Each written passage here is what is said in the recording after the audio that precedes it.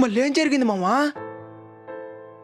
నేనే దారిలో వెళ్ళినా ఏ అడ్డు నన్నాపినా నీ వెంట నేనున్నానని నన్ను సాగొట్టిన నాన్నకు భయంతో, నాన్న మీద భయంతో, నాన్నకు భయంతో అంకితం నా ప్రతీక్షణం.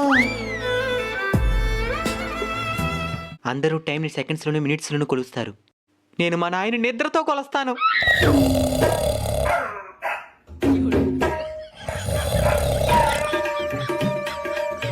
నేను ఈ నిజాన్ని మీ ముగ్గురికి ఎందుకు చెప్తున్నానో తెలుసా? మీ ముగ్గురిలో ఉన్న కామన్ క్వాలిఫికేషన్ మీకు కూడా మీ నాయన వాళ్ళంటే భయం. ఏ తప్పునే చేసినా తెలియకుండా జరిగిపోయినా ఓ బండ కొయ్యితోనే నన్ను బాగా బాదిన నాన్నకు భయంతో